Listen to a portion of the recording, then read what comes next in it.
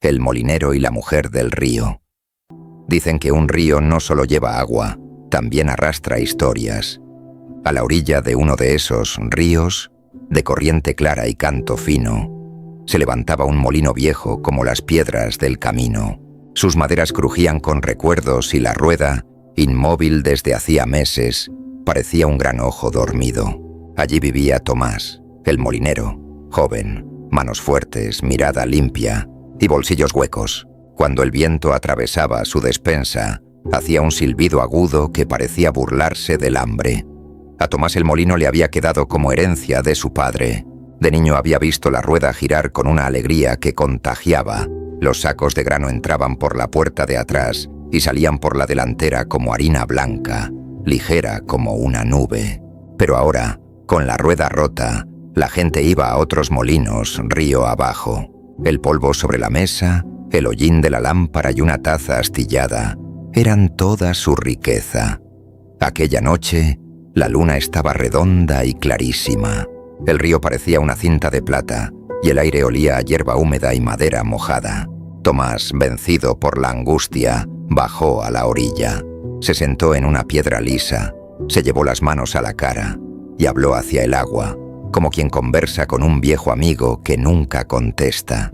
«Ay, río», dijo, y su voz tembló. «Tú das vida a todo lo que tocas, pero a mí me estás dejando sin ella. Sin tu fuerza para mover la rueda, el molino morirá, y yo con él». El rumor del agua respondió primero con su música de siempre, pero luego cambió. Un remolino pequeño encendió la superficie, como si una mano invisible peinara las ondas. La luna vibró en 1000 espejos, y de pronto, de la espuma, nació una figura. Una mujer que no parecía de este mundo. Su cabello, oscuro como algas finas, flotaba aún sin viento. Su piel tenía el brillo de la perla, y en sus ojos habitaba un verde profundo.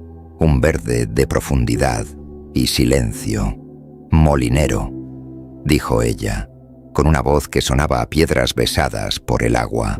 «Te he escuchado. Muchos hombres se quejan del río. Tú al menos me hablaste con respeto. ¿Qué estás dispuesto a dar a cambio de mi ayuda?»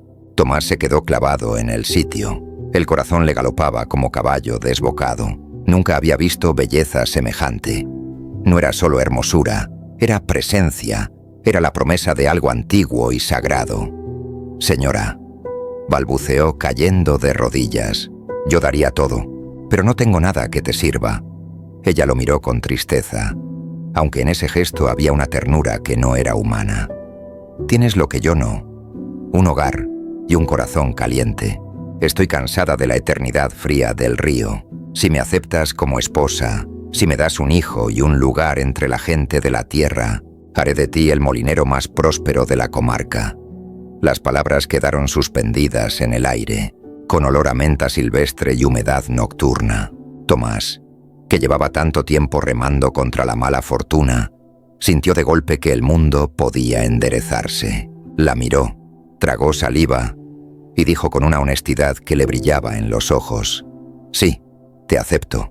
La mujer del río sonrió y el agua murmuró como celebrando. A la mañana siguiente, Tomás despertó con un susto. La casa olía a pan caliente y madera nueva. Bajó de un salto la escalera y encontró la rueda del molino entera, impecable, girando con un vigor que hacía vibrar el suelo. El cauce había profundizado justo en ese tramo. El canal guiaba el agua con precisión y la piedra molía con suavidad de manos viejas. La noticia corrió como pólvora por el valle. «El molino de Tomás ha vuelto», decían los vecinos, y llegaban con sacos de trigo y maíz, curiosos por ver el milagro. La harina que salía de allí era tan fina que se pegaba a la piel como talco. En pocos meses, el molino prosperó. Las ventanas se llenaron de luz. La risa volvió a la cocina. Tomás se casó con la mujer del agua. La llamó Serena, porque cerca de ella, el mundo parecía aquietarse. Serena aprendió el ritmo de la casa con una gracia silenciosa. Caminaba como quien flota, dejaba tras de sí un aroma fresco, y cuando cantaba, el agua del cántaro temblaba en la superficie, formando pequeños círculos perfectos. Al año nació su hijo. un niño de ojos verdes, profundos como pozas hondas. Le pusieron nombre de río chico, Bruno. Solo hubo una condición, pronunciada por Serena una noche de lámpara baja, cuando Bruno dormía con los puños cerrados como 2 semillas. Prométeme que nunca, frente a nuestro hijo, dirás que soy distinta. Prométeme que no le lanzarás mis orígenes como reproche. Necesito un hogar que no me recuerde, cada día, que vengo de otra parte. Tomás, que era un hombre bueno, prometió sin dudar. Y durante años cumplió. La casa fue un remanso. Bruno creció entre sacos de harina y historias a media voz. Serena le contaba cuentos de peces amarillos que dormían con un ojo abierto, de ríos que cambiaban de cauce cuando se aburrían, de piedras que conocían canciones. A veces, en verano, el niño se acercaba a la orilla y cantaba melodías que nadie le había enseñado. El agua lo escuchaba y parecía brillar un poco más. Pero el corazón humano es terreno firme y, a veces, resquebraja. Con la riqueza llegaron también las visitas, los compromisos, los banquetes. En uno de esos festejos, con música, risas y platos rebosantes, sucedió el pequeño desastre. Bruno, nervioso por tanta gente, tomó una jarra grande para ayudar, tropezó y bañó de agua el vestido nuevo de la esposa del alcalde. El salón hizo un «oh» en coro. La mujer, más preocupada por el paño que por el niño, soltó un chillido. Tomás sintió arder la cara. La vergüenza se le mezcló con un enojo torpe, de esos que no piensan. Golpeó la mesa con la palma abierta y con la voz subida, escupió. «Muchacho desastre, eres tan torpe como los peces del río de donde vino tu madre». Las palabras, apenas salidas, parecieron un puñal en el aire. El silencio cayó como un mantel pesado.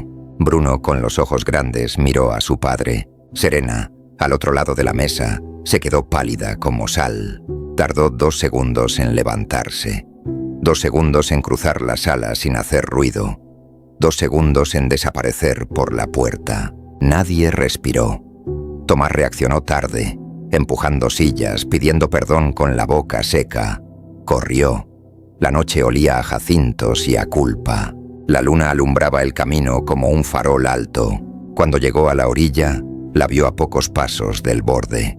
Serena no lloraba. En sus ojos había una tristeza antigua, de río ancho. «Perdóname», alcanzó a decir Tomás, jadeante. «Fue sin pensar. No quise». «Me rompiste la única promesa», dijo ella con una voz que ya traía dentro el rumor del agua. «Yo pertenezco al río, Tomás. No puedo vivir donde mi esencia es un insulto». Dio un paso. El agua la recibió con un brillo leve, como cuando el sol roza un pez bajo la superficie. Por un instante su cabello oscuro flotó como un abanico. Luego, el río la abrazó por completo y la noche volvió a sonar a grillos y corriente. El molino no se vino abajo de golpe. La desgracia, como la humedad, entra por las juntas. A la semana, un diente de la rueda se quebró. Al mes, el canal se desvió.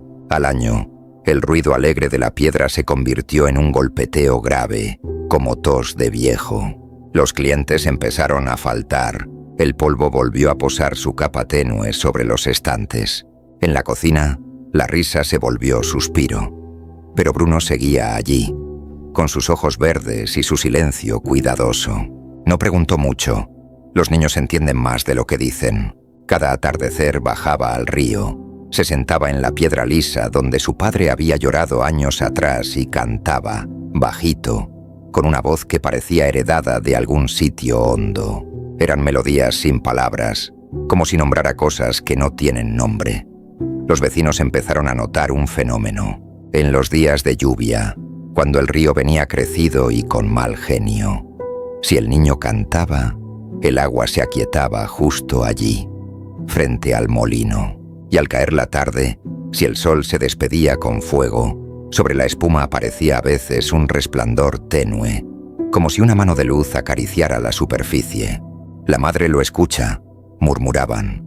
Tomás, mientras tanto, trabajó como pudo. Ajustó maderas, cambió ejes, buscó manos que supieran de ruedas y de cauces. Volvió a aprender a vivir con poco. una vela durando 3 noches, el pan partido en trozos iguales, una manta remendada. No dejó, sin embargo, de bajar a la orilla. Muchas noches se quedó de pie mirando el agua, con los brazos caídos y la cabeza baja, como quien espera un perdón que quizás no existe. Con el tiempo, la gente dejó de hablar del banquete y del vestido arruinado, y volvió a decir Tomás, el molinero, con el respeto que se le tiene a los que aguantan en pie. El molino nunca recuperó la gloria de aquellos meses de milagro, pero tampoco murió del todo. A veces, en verano, la rueda lograba girar despacio, como si el río, por un rato, le prestara su fuerza de viejo amigo. Bruno creció, y con él, su canto. Había noches en que su voz era tan pura que hacía cosquillas en la piel. En esos momentos, a Tomás le parecía escuchar, entre el murmullo de la corriente, un susurro conocido. No era palabra, no era frase, era una caricia. Entonces cerraba los ojos y respondía en voz baja: «Gracias, Serena».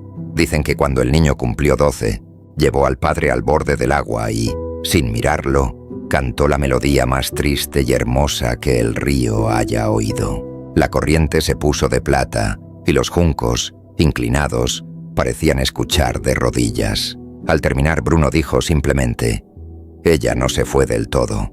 Tomás asintió, y por primera vez en mucho tiempo, respiró hondo sin dolor. El molino sigue de pie. La rueda ya no ruge, pero todavía chirría, y ese chirrido, para quien sabe escuchar, suena a memoria. Cuando el viento baja del cerro y trae olor a lluvia, el río vuelve a contar su historia. Y en las tardes claras, si uno se sienta en la piedra lisa y guarda silencio, puede oír un canto suave que aquieta el agua, la voz de un muchacho que no olvida, y la respuesta, mínima y luminosa, de una madre que desde el fondo aún cuida.